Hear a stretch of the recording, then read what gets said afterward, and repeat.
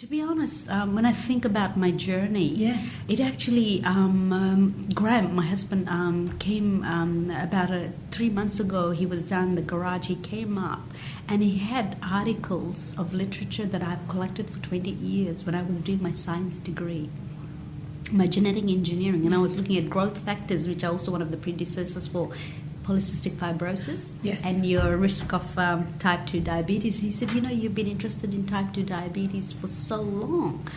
And so the reason behind that is personal. Personal because, it's both. My dad and my mum both got type 2 diabetes. So dad was diagnosed when he was 30. So from his side of the family, all the men has been diagnosed early. So it's much more prevalent with the younger. Yet they say type 2, it's not type 1, but we don't know genetically. It's unknown, because if they were type 1 they would be dependent on insulin, but they're not. Dad's not dependent. Yes. Even though they've been asking him, he manages it, just diet and exercise. He's very very disciplined. Yes. Mum's mother, my grandmother, who I absolutely loved and I was her favorite, she died at the age of 50, and she had type 2 diabetes for 13 years. They didn't know. So one of the things in Fiji is that people don't get screening tests because, it's hard to go to a hospital. It's not something, it's a very colonial mentality, and we're not used to the Western medical services back home. So she didn't realize she was had diabetes till she got blind. And then she came for a test in Australia. I think one of her mum's sisters lived here. And they said to her she was in a very, very final stage of her, and it was so bad that it actually affected her brains. They became honeycombed. So that actually eventually killed her. So she died at the age of 52. So, I was very young at that time, and very young. I'll be 50 in a few years. Yeah, that's young. Yeah. That's a young photo. So for me, I think that was the beginning of me thinking that I think, you hear all the time, and people don't like to talk about it, but it's in the sense that it's real.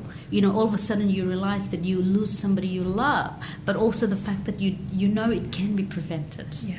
If we knew about it, if we are aware and informed about it. So that was something that when Graham said, you've been collecting this, so there was always that passion for it.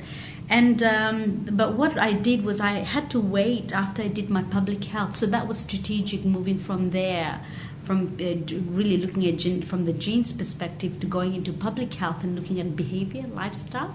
So I'm always interested in nutrition and community. It was the two things sort of worked better for me. So I spent 13 years working in the Indigenous Health Program. I was teaching as an academic in the International Health and then the Aboriginal Torres Strait Health Program at UQ, School of Population Health. So a lot of our work was around community health promotion and community nutrition. So we used to take our students into those dogged communities. So I've got a lot of more experience working with the Aboriginal Torres Strait Islander people. So culturally and their approaches were looking really within their paradigm and their framework. Yes. So, and while I was doing that, I kept thinking that this is something. And I also met a lot of Fijian pastors along the way who actually lived in those communities. Wow. Fijian and Samoan. And Samoan, yes. So a lot of them ends up working in the community, pastors and priests, talatala, who actually worked in the communities. So for me, that was the insight that,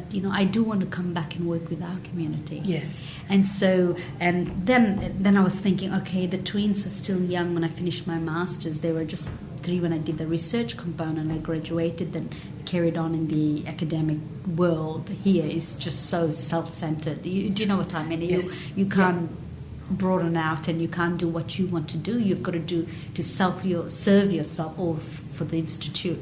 So I waited for the twins, and I told Graham, as soon as they start year 12, I'm going to start my PhD. And by then, I should find somebody I can work with, and I'm going to do something that I want to do, because it has to sustain. And I want to go home.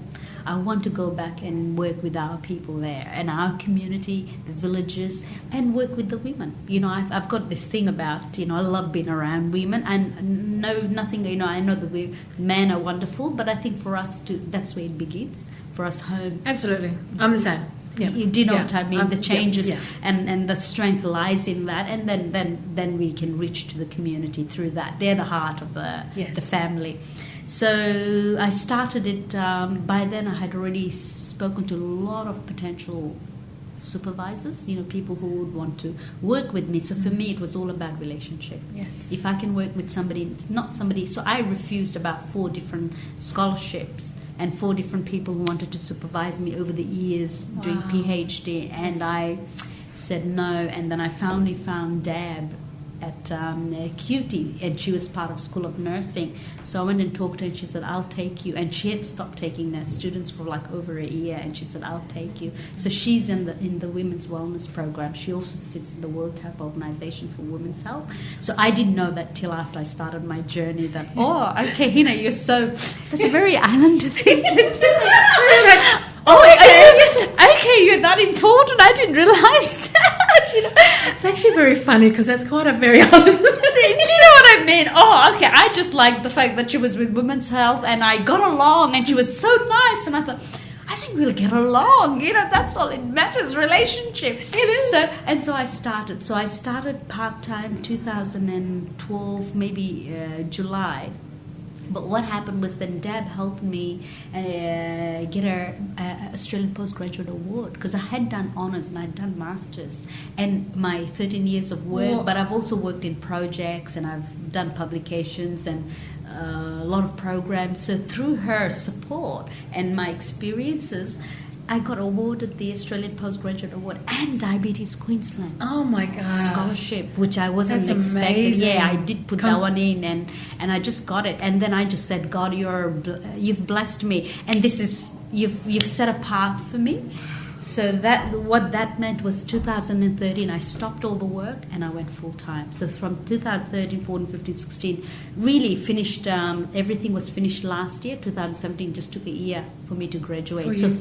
So really my timeline was 5 years, 4.5, but 5 years to actually graduate.